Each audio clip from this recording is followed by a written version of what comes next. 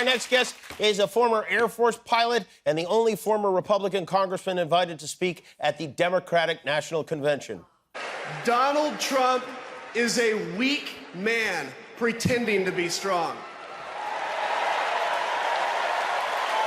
He is a small man pretending to be big.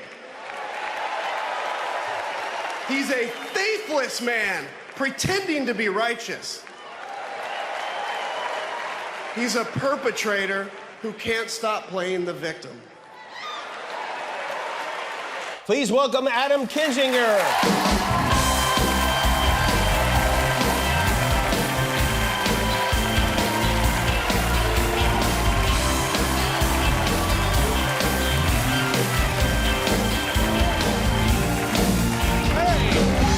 Good to finally meet you. How you doing? Great to be with you. Thank you.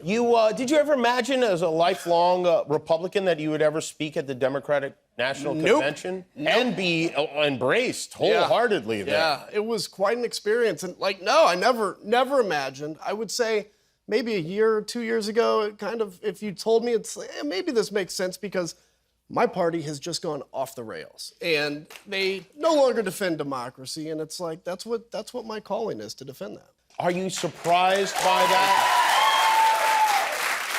When you first started saying, hey, the guy Donald Trump should not be leading our country or our party, were you surprised that at the vitriol that was directed at you? No, because that's what he does. I mean, look, he's built a cult. He's really built a cult of personality. And when you go after the leader of a cult, it's almost like going after somebody's religion, because this is what they have taken. Everything they do is built on this idea that Donald Trump's going to save America. So the vitriol is crazy. What did shock me a little bit is getting texts from old friends. My co-pilot I flew with in Iraq texting me that he's ashamed to have ever flown with me. Extended family members that basically sent a certified letter, which I guess they still have, sent to my parents' house disowning me and saying I'm part of the devil's army. I mean, that's when you see, and I'm not saying that for sympathy, but this is what's happening to families all around this country, is they're being torn apart for a man that is more flawed than anybody that's ever sat in the Oval Office. Is that if you're assigning fault, is that Donald Trump's fault, or is it the fault of these news organizations who I mean, for instance, Fox did not air your speech. Yeah. They did not run it. They did not run that part of the convention, which is, it's kind of crazy for some channel that says it's fair and balanced, and that it's it has the word news in their title. Yeah. To whom do you assign the blame for that? Well, look, I think the ground for Donald Trump started before he came into the scene. And I talk about this in my book. It's a mea culpa of look, we used fear to raise money. We used division to raise money. That to us, it kind of felt harmless, but this is a way to build the campaign coffers. So the news organizations, politicians, and then Donald Trump comes along. And Donald Trump has no commitment to truth. I mean, this is the thing is, every president in the history of our country has at least had a basic commitment to saying the truth sometimes, right? Or at least saying, I want, when I get out of here, to leave a country stronger than I came in. Donald Trump came in and basically has said, it's all about me.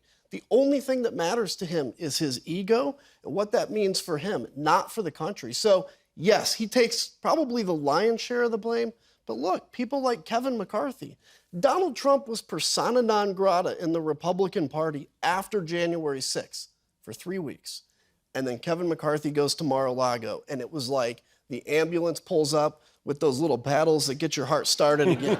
And he resurrected him politically. So he bears a lot of blame as well. Are there other Republicans who are not speaking out who feel this way? Oh, there's so many of them. And that's the thing is people will tell me sometimes Adam, you're courageous. And I appreciate it. I'm not courageous, though. I'm surrounded by cowards.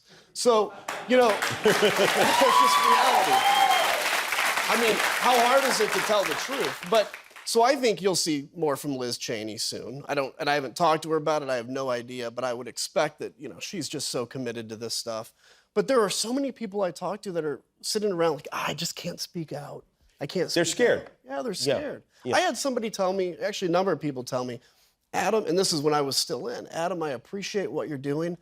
I can't say that because I'd lose in my district, but I appreciate you doing it. It's like, dude, I'm going to lose in my district by doing it. So join the club, brother. Yeah, you tweeted something I thought was fascinating. I think we have that here. This is last year you wrote about Donald Trump. I'm genuinely surprised how people close to Trump haven't talked about the odor. It's truly something to behold. Wear a mask if you can. Now, I mean, what did it smell like specifically? so if you take like armpits, ketchup, makeup, and a little butt, it's probably like that all mixed up.